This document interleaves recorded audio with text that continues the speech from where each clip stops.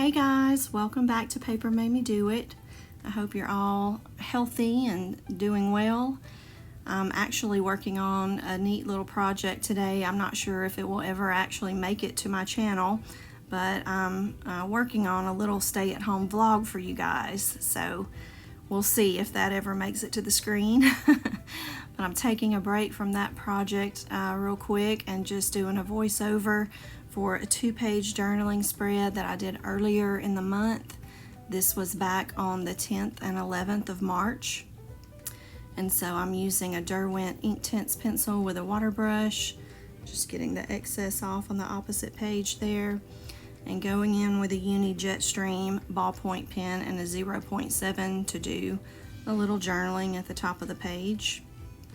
I had previously gone in and outlined Tuesday with that same ballpoint pen, and then I'm going in with a different color of Derwent Inktense pencil and doing another little header for the next section of journaling using the same water brush. And I'm not sure, someone has asked at least once before what water brushes I use. I don't have necessarily a specific brand that I recommend. I have a few different kinds that I've just picked up over the years at my craft stores, and when I looked back at these, I couldn't even find a brand imprinted on the brush itself. So sorry I can't give you a brand for the water brush, but I feel like they all pretty well work the same, at least from my experience.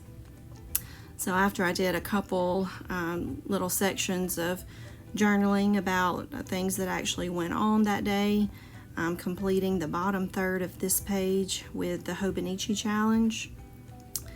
Today's prompt, or the prompt for the 10th anyway, was the Madeiran large white, and it is a butterfly.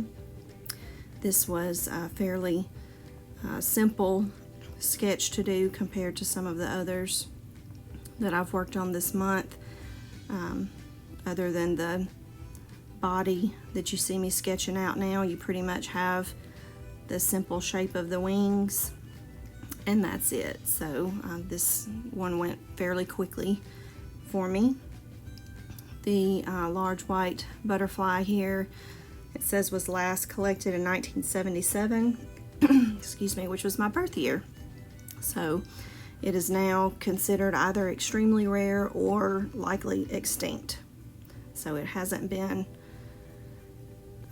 at least publicized to be collected in over 40 years. So I'm just going in with that same ballpoint pen to do the outline of the sketch. This inspiration came from a Google image just by searching for Madeiran large white. So I'm going in and doing some of the shading already with the ballpoint pen.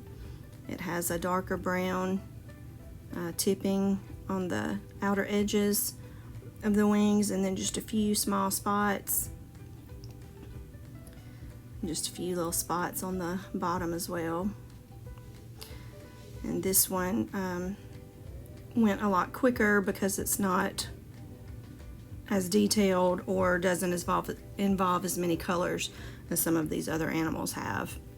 So I'm just going in here with a very dark brown, I believe it may be called bark. It's almost like a black, and just coloring in the spots. And then I did switch to a little lighter, warmer brown here and put some very, very light details in around the edges of the body.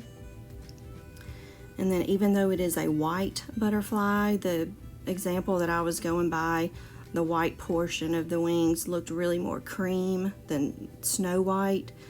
So I didn't have a cream color, so I chose instead to go in with just a very light wash of a yellow Inktense pencil, just to help the wings stand out from the page. And then after you place all your color directly on the paper, you can just go in with a water brush and just activate those by painting over them. Very, very little water is necessary for this. So I'm just going in with moist bristles. And then activating the little spots.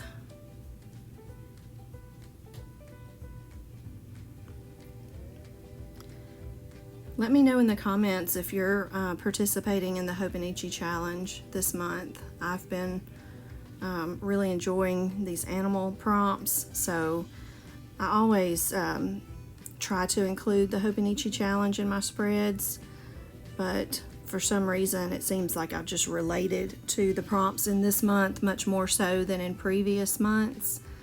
So there are very few pages in my March section of journaling that don't include the Hobonichi challenge this month. So you can see now I finished up that little butterfly sketch, and I'm just laying down a couple pieces of washi and then moving on to the right side of the spread. Just going in with that same ballpoint pen and sketching out the weather of the day. Even though it's only March here, we're already heating up into some pretty warm temperatures in Louisiana. Going in now with a little blue, and I've gotten to where, since I'm doing some of these weather doodles a little bit larger, I'm trying to go back in and color them in just to give a little interest. And then going back in with that Uni Jetstream 0.7 to do a little journaling, and I broke up the journaling on this page with one more header. Motion is what our church refers to the youth group as on Wednesday night, and with this being on the 11th of March, it was just before all of our closures for social distancing, physical distancing. So this was the last Wednesday that that group actually met. While I was letting that hand lettering dry of motion, I decided to move back to the left side of the page and just outline that happy birthday header. And then I took that warm brown pencil that I used for the interior part of the butterfly and just filled in the little block letters of that title. And now that that hand lettering was completely dry, I went in and outlined it as well.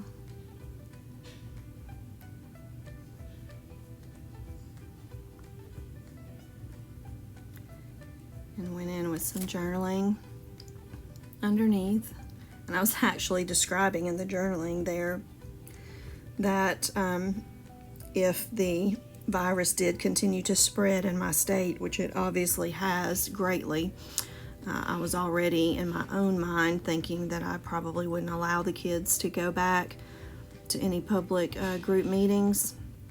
But because of things happening in our state, that was basically ordered by our governor shortly thereafter, and all public groups are closed anyway.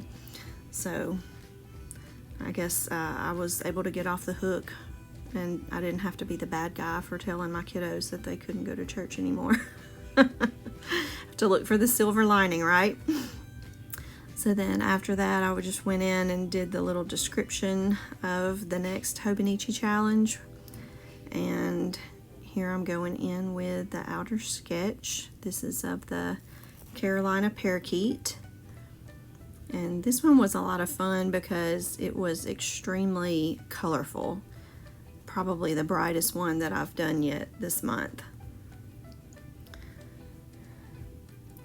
And I believe I forgot to show it on camera, but again, this was just a Google image that I printed, so I did have an example. I wish I could draw like this from imagination, but I was referring fairly constantly to my inspiration pic that was printed off to the side.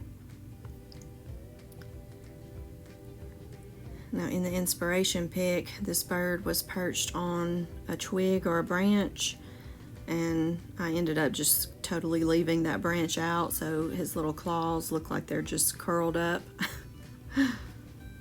Probably should have added that branch, but anywho, just going in and trying to get the texture on the claws. They look kind of bubbly, kind of a rubber texture. And so usually when I'm doing these sketches from an example, I try to get the outer outline done first, just for proportions sake, and then after that I'd like to go in and add the detail. And I've gotten to where I've been doing these in stages where, you know, sometimes I add more detail, sometimes not, but I try to start in with very large shapes and objects, and you know, if I feel like it's enough, then I'll start coloring in. But if I want to add more detail, sometimes I will go in and add a little more shading, texture, things like that. Just filling in his eye, and then there was a little shadow on the beak. The beak actually looks white, but there was some shadow toward the front. And so you can see here what I'm talking about. Instead of committing to this kind of detail from the beginning, I've gotten to where I do it in stages now. So I did decide to go in and try to make these wings a little more textured and shadowed like the example pic. And now I'm just going in with the Derwent Inktense pencils directly onto the paper and coloring in. And with these, I try for the most part to look at the picture as a whole first and look at where the lighter colors are placed and then build up from there. So I'm starting with the yellow first because it was one of the lighter colors, and then graduating up to a little orange,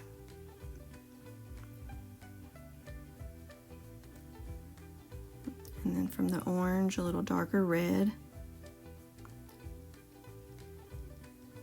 And another way to get shading in these pics is just the amount of the ink pencil that you lay down. So I'm trying to be fairly light on the bottom, but I did color in a little bit darker toward the top of the head because the red in the example picture was just a little bit darker and deeper on the top of his head. And so that's a black ink pencil that I'm just barely going over the front edge of that beak so it can be turned into a shadow later. And these green feathers were so pretty in the example pic, but they didn't exactly match any of the pencils that I had in my collection. I think I own a 24 set, and so I had a very, very bright green, and then I also had a fairly dull olive green. And the example pic to me looked kind of like a shade between. So I went down with the bright green first in a light layer, and then went on top of that with the olive green to kind of mix the two shades into one. Now I'm just going in with that water brush and just kind of activating everything that I've laid down. And then once this is dry, it will be waterproof. Apparently at some point during this process, I had kind of moved my page, I guess, to make it more comfortable for me. I didn't realize at the time that I was out of frame. So the very bottom section where the feathers turn to purple and then a very bright blue and green, unfortunately they're cut off the page for part of this, but at the end of the video, once I realized it was out of frame, I did move it back in for you, so you'll be able to see the completed sketch when it's done. But you can see how pretty and bright that red shows up. I'm just going over those greens, and mixing those colors ended up working pretty well. They turned out very similar to the example picture I was going from. And I just pretty frequently dab off my brush. I'm not sure if it shows it on camera how frequently I do that, but I dab it pretty frequently because if you have too much water, then the color that you laid down, or the shading that you laid down, can move around like watercolor. So I try to keep my brush just barely wet. And then I went in with the orange to kind of match that hand lettering of the word motion, and put down some little splotches and specks on the page. Filled in the Carolina parakeet, laid some washi down, and now I've got them all in frame. So there he is. That is it for this 2-page spread. Thank you so much for watching, guys. I hope you're enjoying your time in your journals, and I will see you soon. Bye-bye.